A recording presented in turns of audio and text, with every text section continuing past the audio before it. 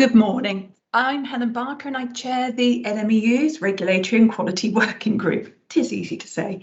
The group monitors the ever-evolving regulatory and quality landscape in which we work, and we call out topics of interest to NMEU members, and ones that require further discussion are circulated for further input from the radiopharmaceutical community. In my day job, I'm VP of Regulatory Affairs at Blue Earth Diagnostics, which is part of the Bracco group of companies. And I've been working in regulatory affairs now for 25 years with the likes of GSK, J&J, Novartis, Amgen on various different products. And the last 5 years has been spent in the world of radiopharmaceuticals. So are radiopharmaceuticals different to other medicines? Yes, they are, for a myriad of different reasons, many of which we've heard already today, and including the ones shown here in orange. There are many aspects of radiopharmaceuticals that make them different to regular medicines. You don't find them in a medicine cabinet in a patient's home. They're not even on the shelf in a pharmacy. They truly are specialist products. However, radiopharmaceuticals are medicinal products. They impact the health of a patient and are prescribed by physicians as part of a patient's workup. As such, radiopharmaceuticals are within the regulatory framework for medicines in the EU. To fulfil the promise to patients of the relevance of radiopharmaceuticals, industry works within the framework of, albeit with the flexibility to account for the specialties of these agents. So let's take a quick look at the regulatory framework which applies to all medicinal products in Europe. So we have in the first column manufacture, and this has its own series of references that need to be adhered to, including the legislation, GMP or good manufacturing process, the European Pharmacopoeia, Butylex, etc. There's also the non-clinical part, and studies conducted here should be to good laboratory practice, GLP, and well, they're done to GLP as required, and there are various guidelines from EMA addressing the specifics that are required for medicines. It is in the clinical studies that safety and efficacy in patients is established, and such studies are carried within the framework of GCP, or Good Clinical Practice, either under the established Clinical Trial Directive or, as of next year, the Clinical Trial Regulation. And we will look at those in a little while. So these three strands are then pulled together and presented to the regulatory agency in order to obtain a product licence or approval under the requirements of the EU Medicines Legislation 2001/83/EC. Once approved, medicines continue to be manufactured to GMP and also undergo continued pharmacovigilance to determine the ongoing positive risk-benefit conclusion. Those already working with approved products also understand that the approval isn't the end of regulatory activities. Changes to any of the information provided to the regulatory agency over time may require variations to be submitted, such as new product vial sizes, new indications, new safety signals. As we've seen, radiopharmaceuticals are not like other medicines. Fortunately, work has been done within the EU to give rise to specific guidelines aimed at addressing some of these differences. So there are specific guidances for microdose products, where the administered dose is less than 100 micrograms, and it is acknowledged that safety issues arising from the use of the product is likely to be minimal, and therefore a smaller number of non-clinical studies are required. The mode of action of the product itself is often linked to the radionuclide involved rather than the asset, which has given rise to specific non-clinical and CMC guidances. There are many well-used locally produced imaging agents across Europe, where the efficacy has been demonstrated over many years of clinical use. And so the EU has prepared core SMPCs, summary product characteristics, for these products.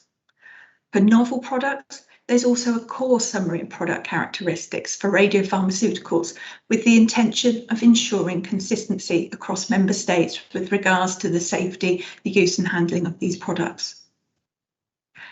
Safety of the radiopharmaceutical is studied, as we have seen, through the development of products.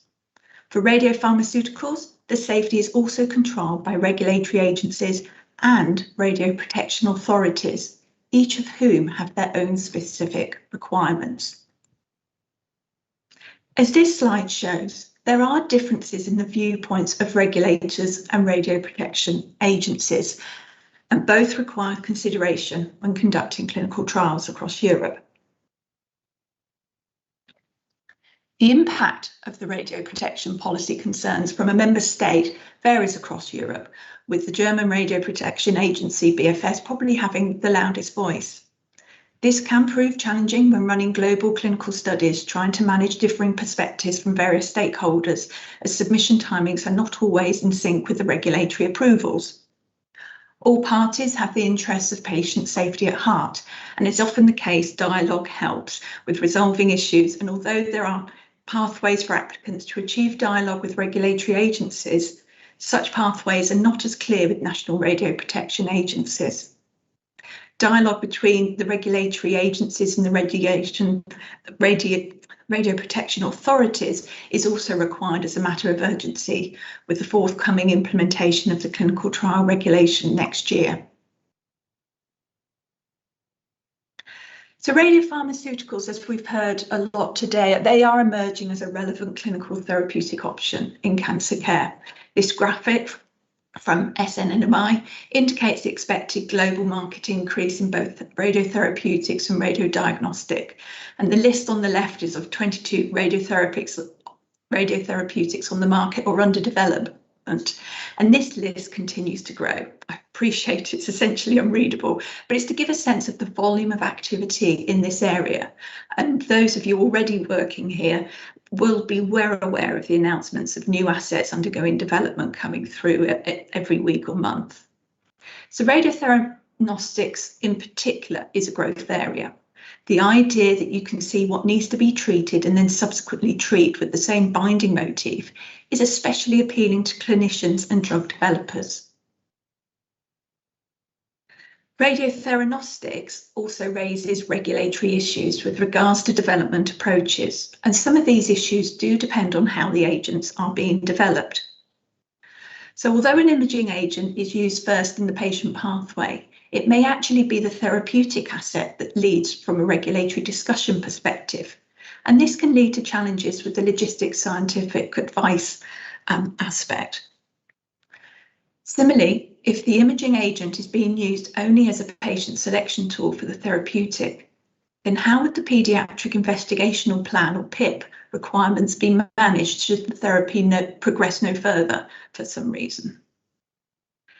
And if the therapy proves especially efficacious and its development is accelerated, then could that acceleration, I'd say development accelerated, the regulatory aspects of it accelerated, could such an acceleration also be linked to the imaging agent?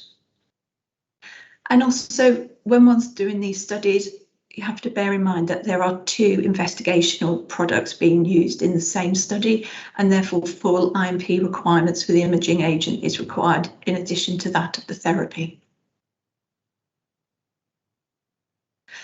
Looking to the clinical guidances for radiotherapeutics and radiodiagnostics, one can see that the overriding guidelines for the radiotherapeutic are those for oncology drugs, which address the clinical endpoints and safety considerations.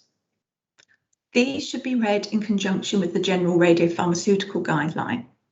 However, there are no specific guidelines for novel targeted radiotherapy agents in Europe at this time. Again, for the radioimaging component, there are various individual guidances, but no specific guidelines for the use of an imaging agent as a tool for patient selection. These gaps and development issues were recently shared and noted with the EMA during a meeting organised by the NMEU Regulatory QA Group, which was well received by the EMA. And these relationships with the EMA continue to be built and nurtured via the NMEU. Thus far, we've focused on the current regulatory landscape, and we've looked at the current framework and identified some areas that would benefit from improvement or clarification. In terms of New Horizon, the largest change in regulatory framework for drug development in the EU begins in January next year. That is the clinical trials regulation. The clinical trial regulation is the biggest thing to hit regulatory since 2001, and it impacts all interventional clinical studies in one or more member states. Although it doesn't actually come into effect until next year, it has actually been on the horizon since 2014, whilst the computer portal was being developed.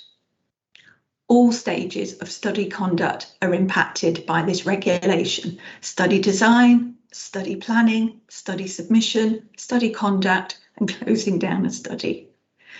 The biggest changes, with perhaps the greatest impact for radiopharmaceuticals, is that it will no longer be possible to have country-specific protocol amendments. As we saw earlier, input from regulators and radioprotection agencies can differ. In the past, a country-specific protocol may have been sufficient to address some of these concerns. This will no longer be possible under the regulation. Another important mechanistic point is that under the new regulation, only one amendment can be submitted at a time. It is not possible to submit a further update if there is one already under consideration. Since feedback from radioprotection agencies is acquired after study approval, this means that study start may be delayed until such feedback is acquired, and further delay may be possible should that feedback require an amendment. As we already know, the timings of feedback from these agencies does vary and timelines are not clear. Other points to note with regards to the regulation is that submissions from multiple countries is all achieved via the submission portal, and it's done via a single submission. The computer portal will automatically direct the application for both regulatory and ethics approval within the relevant member states. Transparency is also highly regarded for the regulation, with most trial-associated documents becoming published, including the protocol, investigator's brochure, the results, clinical study report, and the newly introduced lay language summary of trial results. So we are presently working under the Clinical Trial Directive, that is the existing framework. And this graphic shows the planned transition between these two frameworks, between the directive and the regulation. So there will be a period of time where applicants can choose which framework they want to work within, and that's transition 1. And that will run from the end of January next year through to the end of January 2023. So it's a 1-year period. From January 23, we will then enter transition period 2, where all new studies must be submitted under the regulation framework, but existing ongoing studies under the directive can continue. Now, if your study is still ongoing by the 31st of January 2025, it must transition or be converted into a regulation compliant application. So the new regulation is a new way of working for companies and will require changes to existing processes and procedures. And these transition periods, which we're looking at 3 years, are most welcome. Thus, in conclusion, we have seen that there is already some specific assistance for radiopharmaceuticals in Europe. New regulatory procedures highlight further need for dialogue to deal with the complexities of radiopharmaceuticals. In addition, the explosion of development of the radiotherapeutic space mean that further work is required by regulators to help their development within the European regulatory framework, all of which will serve the patients across Europe. I'd like to take this opportunity to thank my co-members of the NMEU Regulatory QA Working Group for their diligence and dedication to working with stakeholders to help smooth the path for regulatory development of radiopharmaceuticals in the EU. Thank you.